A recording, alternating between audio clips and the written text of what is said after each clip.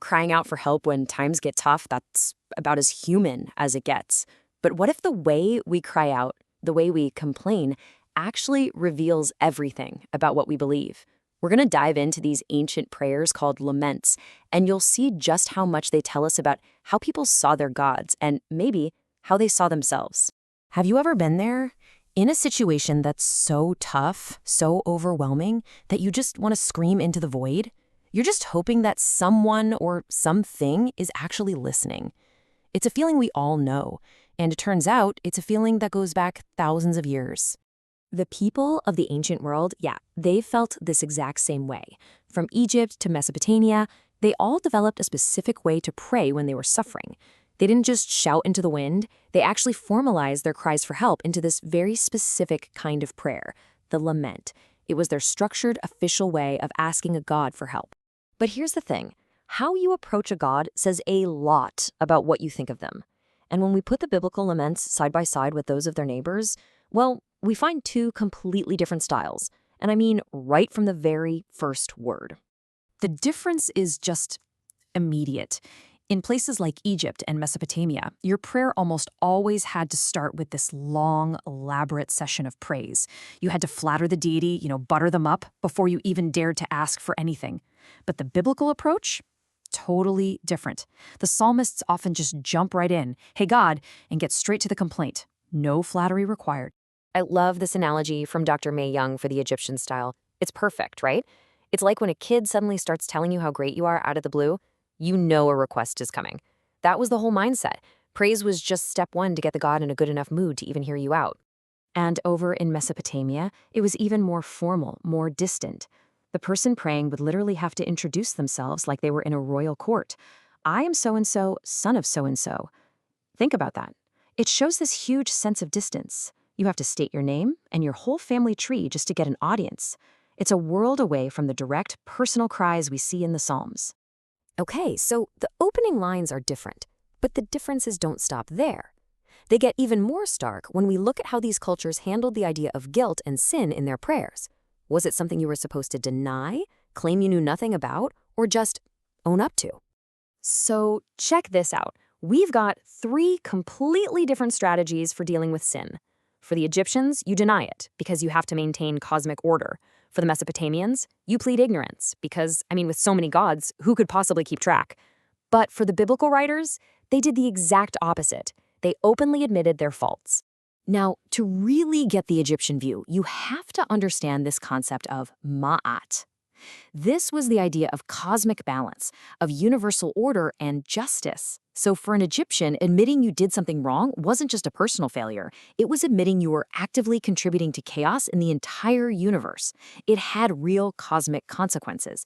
So, of course, the default position was always denial. And this number, wow, this just perfectly illustrates the problem in Mesopotamia. Get this. A single prayer from a single Hittite king called on 140 different gods. Can you imagine trying to appease a list that long? How could you possibly know which one you'd ticked off or what rule you'd broken? Pleading ignorance wasn't just a cop-out. It was a pretty logical response to a crazy complex divine world. The Hittites had another tactic too. They would try to draw a line in the sand and blame the sins of past generations. They'd basically say, look, our fathers sinned, sure, but we're innocent. Which is, again, the polar opposite of what you see in the Psalms, where the writer often connects with the sins of their ancestors as part of a shared story with God. So all of this, it brings us to the real heart of the matter. What was prayer actually for? Was it a transaction like a business deal designed to get a specific result? Or was it about a relationship, a way to actually process what you're going through with the divine? For so many of Israel's neighbors, prayer was fundamentally transactional. It worked just like a deal. You bring the right gifts, you perform the right rituals, you say the magic words, and boom, you expect a specific outcome. It was a formula. You do this for me, I'll do this for you. But the biblical model? It presents prayer as something totally different, relational. It's a raw, vulnerable conversation. The goal isn't just to get something from God, but to engage with God through the suffering. It's about processing the pain in His presence. The relationship itself is the point, not just the final result. So, in the real world, This transactional model looked something like this. You'd bring sacrifices to get the God on your side. Then you'd promise even better rewards, more bread, more offerings, if they actually fixed your problem. And you had to follow these super specific rituals, almost like a magic spell, to make sure you got the result you wanted. It was all about performance. And then, bam, you get this powerful counterstatement from the prophet Micah. The people are offering more and more, bigger and bigger sacrifices, thinking that's what God wants. But God's response through Micah is so clear. I don't want your transactions. I want a relationship. I want you to act justly, love mercy, and just walk humbly with me. So, when you put it all together, what we find in the biblical laments isn't just a different style of prayer. What you're seeing is a completely revolutionary view of the relationship between human beings and God. I mean, this chart really says it all, doesn't it? For Israel's neighbors, prayer was overwhelmingly focused on appeasement and getting a result. But for the biblical writers, the prayer itself, that process of wrestling and working through suffering with God, that was the focus.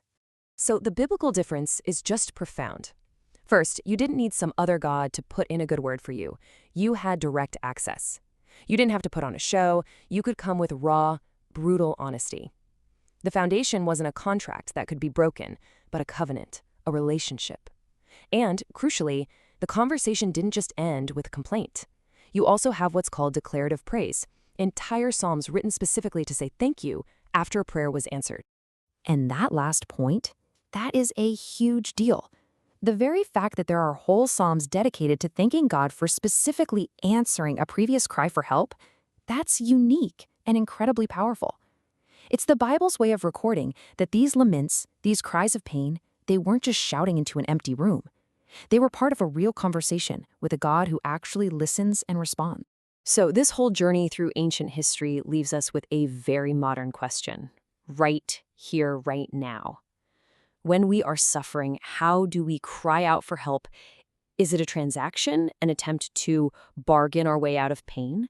Or is it a vulnerable, honest conversation with a God we actually believe is relational and present and listening?